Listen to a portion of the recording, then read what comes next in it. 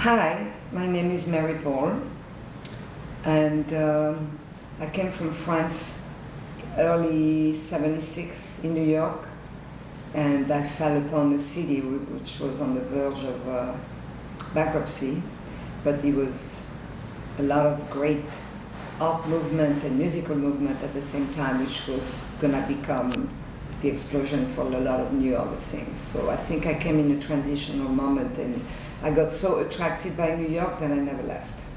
And the work you've done has been in photography, fashion. Tell us a little bit about your background. When I came in, I just came out of the Beaux-Arts school, and I was actually drawing a lot.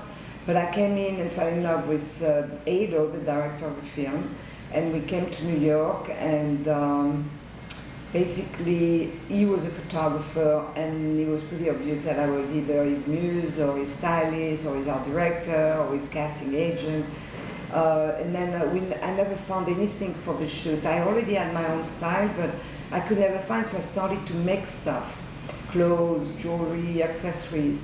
And one day I was picked up by a scout at Fiorucci who wanted to buy some of that, and started my relationship with Fiorucci, who sent me around the world with a contract like a year after.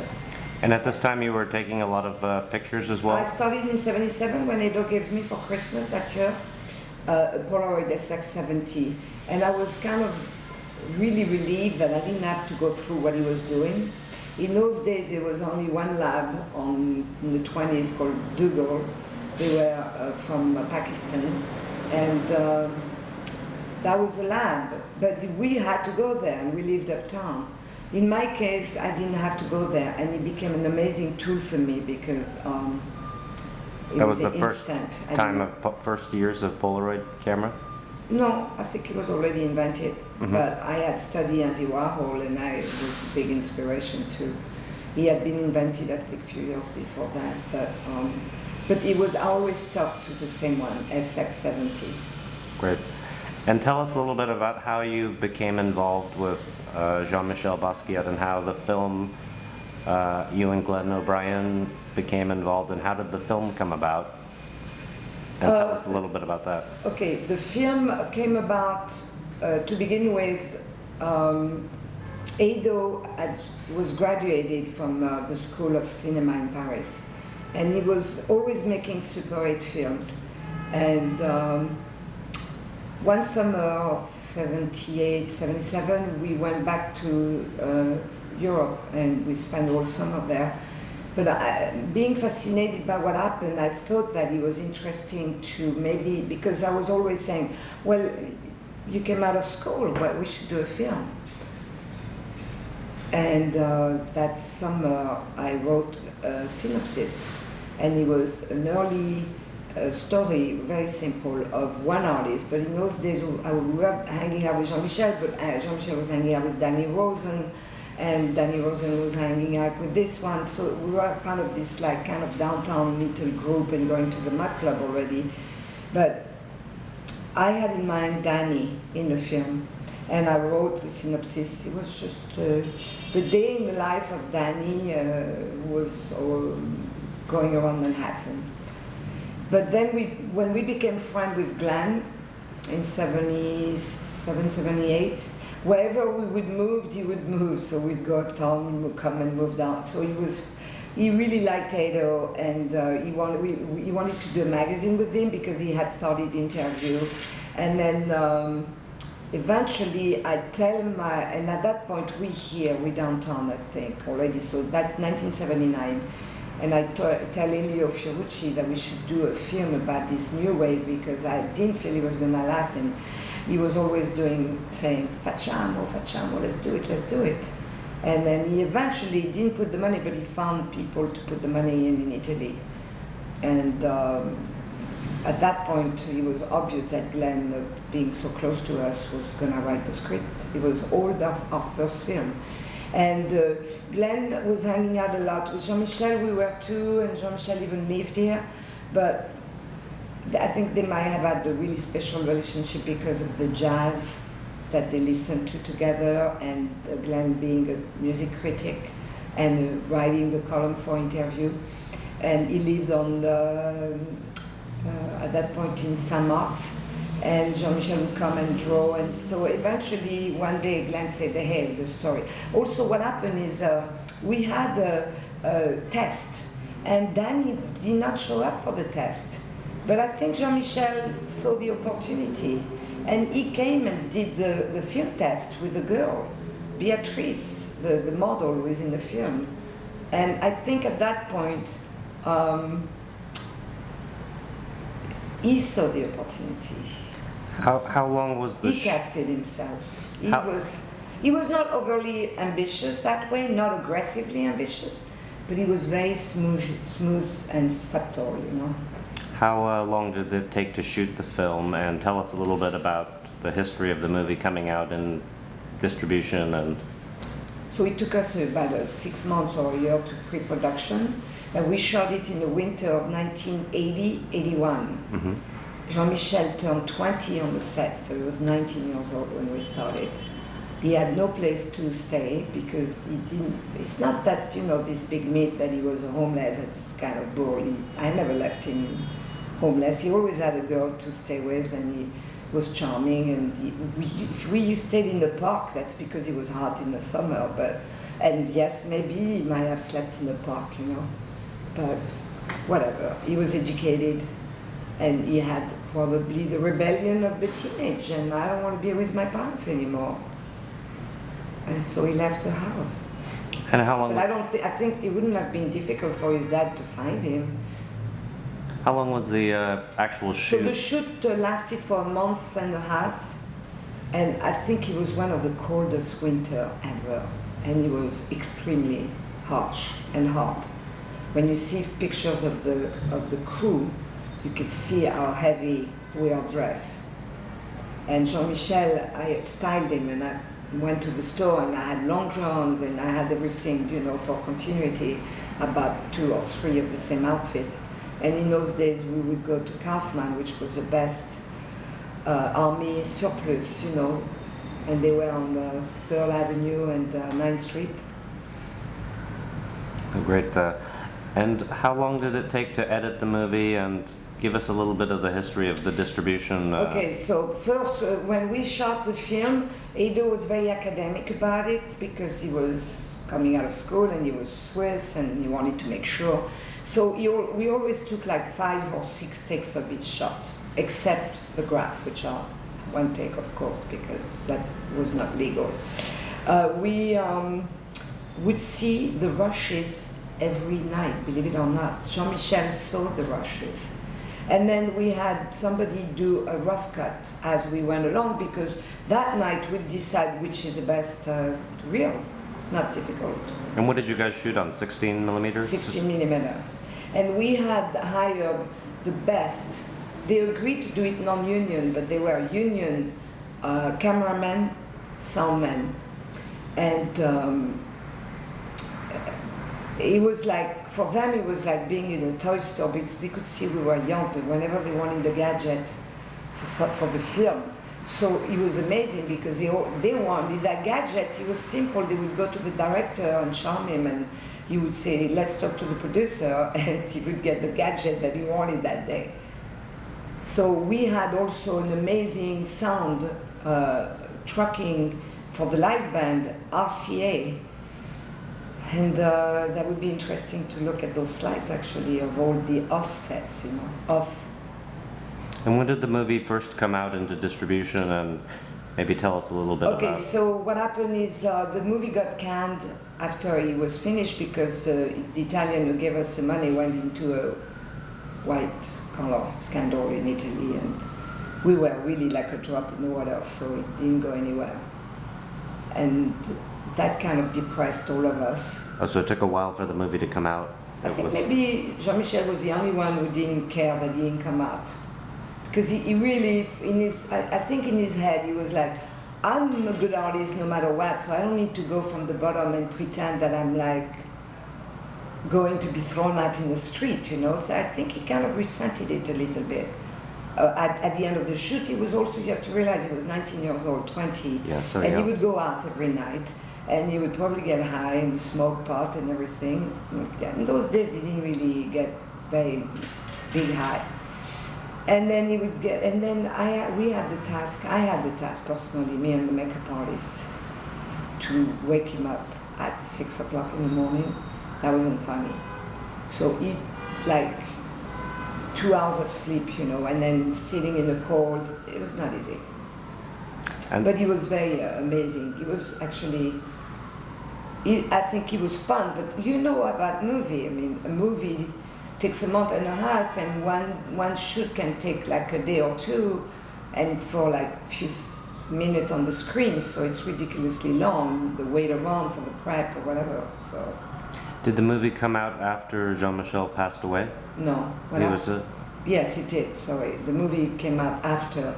What happened is he was canned, but before he died, like around the 87, 86, I was very close to him. He lived on Great Jones, and then I lived on, I had a store on Lafayette, and gallery store, Lafayette and Blicker.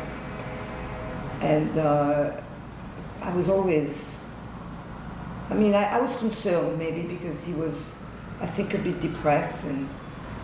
But eventually one night he told me, so we're talking about 6 years later, 7 years later, he said to me, I would love if the film could come out, and I'll give you the money. And I said, at this point, Jean-Michel, I don't have any elements. He wasn't in my radar, and I thought he was going to be a really big, you know, tremendous hard work to find everything. But then eventually, after he died, I put upon me, not right away, but maybe a few years after he died in 88. And the movie came out shortly thereafter? No, another 10 years. Another 10 years, right? What happened is I started, because I had the paper element. So I want. All the lab elements were tied up. Yeah, no, I had like the reels, the shot, you know, and I didn't really know the labs that we had them in, but eventually I called every lab. And one day there was this lab and they said, I'm looking for New York Beat films. New York Beat, the movie was called New York Beat. And the guy said, oh yeah, we have 5 boxes. Amazing. And he says, but you need to give us a paper that you own. But at that point we didn't own because consciously we knew that it was still the property of the person. So I took a lawyer basically in Italy and I signed the registered letter to the old producer, and my lawyer found a law says that if a movie doesn't come out, then in 10 years, and it belonged to the, and in 10 years that pass, it belongs to the author. Right. And at that point, Glenn had the sound, which was we had to bake again because it was completely damaged, but Ampex didn't tell us that in that year the Ampex tapes were damaged. But so I went to talk to a really good sound person who told me to send it to New Jersey. Ampex did it for free. You have 24 hours to put it on high digital, you know, 24 tracks, which is it. So in a way, we enhanced the film for prosperity. The only thing we couldn't find was a lot of the sound. But in Jean-Michel's case, we never did his voiceover.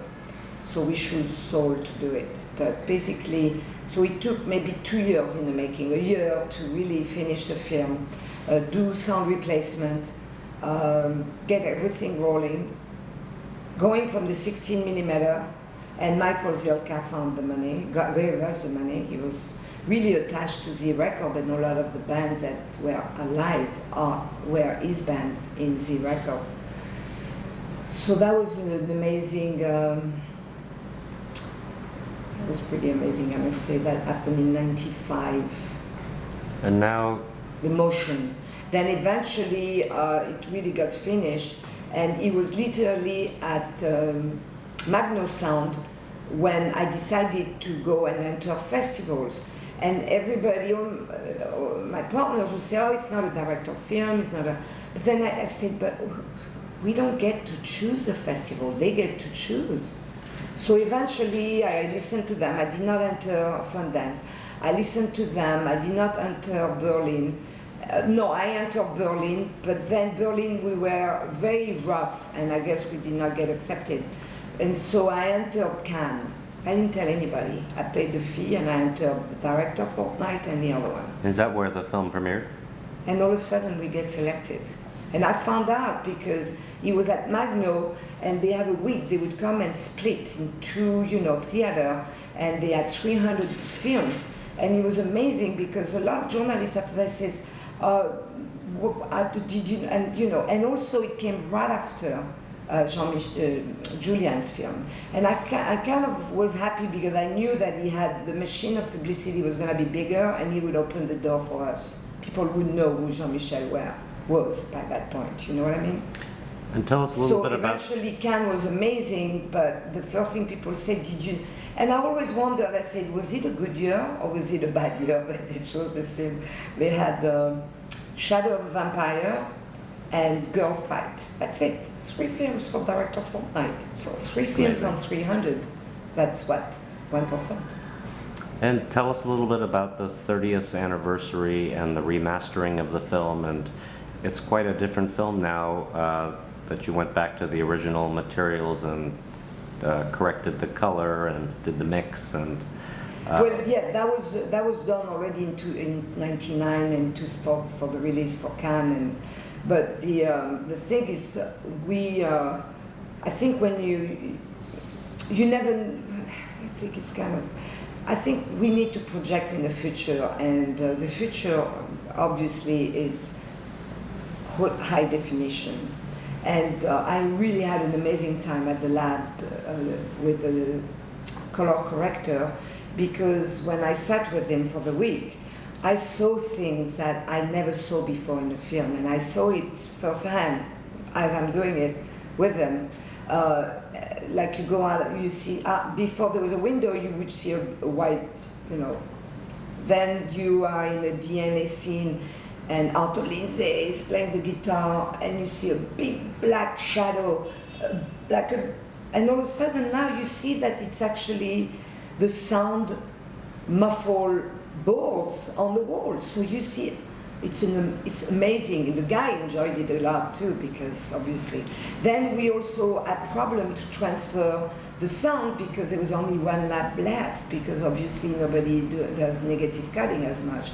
So yes, I'm saying now we preserve the film for a long time, future generation.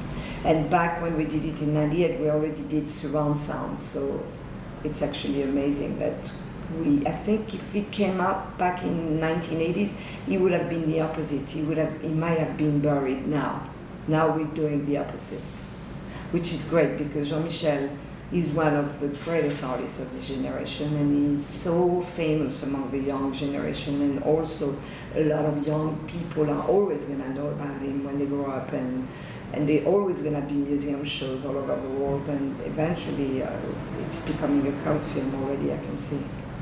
Are you amazed at the reception of Jean-Michel's work after this much time, or what is your perspective after 30 plus years? Well, there was a great show at Gagosian this year, and I went there, and it really felt like the old days. It was like a club scene. Everybody would come to the door by bands of 25 people, like if everyone had gathered. Remember I got you in? What happened is they knew we were at the door. It was pretty obvious, and they were so like everybody had their eyes. And it was amazing to see. But I also went to the French show and the Bayer show in Switzerland, and the one at the MAM. And I must say that at the Bayer, I had a very strong impression of seeing all this very heavy duty on death mask, and I almost fainted. I think I was overwhelmed by a lot. Every time I'm always big, emotional. In terms of prices, I'm not emotional at all. I think, we know the nature of market. If it's like a new Picasso of this generation, then it deserves the price. It's unfortunate that he did not live to take advantage of it. I think a lot of people will be watching the film for the first time because it really hasn't had a life on Apple iTunes or Netflix or digital format. So what would you like young people and the new generation who haven't experienced the movie to think of on the 30th anniversary? And I mean, do you have any thoughts on? Well, I think it's amazing that we're bringing the movie to the 21st century, and through the new media and maybe eventually future media, I see the kids now, it's all about, you know, the Samsung, the Apple. I'm an Apple person, but I wouldn't think, by the way, of watching the film. But I know a lot of the tablet is a new thing. The kids, they don't bother. They watch the films on tablets or Netflix. What's amazing that you also at the same time gonna distribute the film in his 35 millimeter grain beauty, because that's so great to watch it in a movie theater with a big pack of popcorn. So we have different area there, and I think I'm very happy that we're doing that for the future. It's real, looking at all the footage, it's a real also history of New York. Back then it looked so different. That's right. Going through the city, it's kind of amazing to see Mall, yeah. what it's like now and then. And I must add that that I think Jean-Michel has always guided me through the years to get this film completed. He gave me the strength at a very, very low moment in my life where I was very, very ill, and it's magically, the movie gave me the strength to turn over my physical life, and I got better. And when I was in Cannes, if you watch photos of me in Cannes, I was 90 pounds. Now I'm about, not double, but almost. So I think his ambition in his life is going on, and he's over there laughing at all his detractors of people who used to say that he was not a great artist. So he was a natural artist, and I believe that he might even have become an actor. Well, it's thanks to you that the movie is coming out and has been saved and looked after so well. Well, thanks to a lot of effort from everyone, but I must say that Edo moved to Switzerland, and the first time he saw it was in Cannes. It was very emotional for him. From that on, he went to a bunch of festivals. But what's amazing is that it's a lot of work, because, you know, I'm alone taking care of everything, but it's a natural process, meaning that he really pushed me to get it out. So now that the technique is like in place, it's gonna be easier. Tell everybody where they can find your work online and your books, your photography, and. It's hard for line. I need to redo my site. If they Google, it's not difficult. Click Gallery, bookmark all over the world. They open one in London, so Paris carries my book. London, New York. Great in New York. It's at a place called Bookmark. In Tokyo, and I hope we're gonna have the film everywhere in the world as well. Yeah, the film will be out later this year in the fourth quarter, and hopefully we'll have a lot of your Polaroids and photographs on the DVD as well. Great. And I'm Edo's photography. Edo has a keen eye for photography, and this movie has a great sense of, you know, it's actually very good everywhere, in the legs, in the look of it. I'm very happy for people who are still alive and can have like live concert, and like James White is amazing still. Great, thank you so much. You're welcome.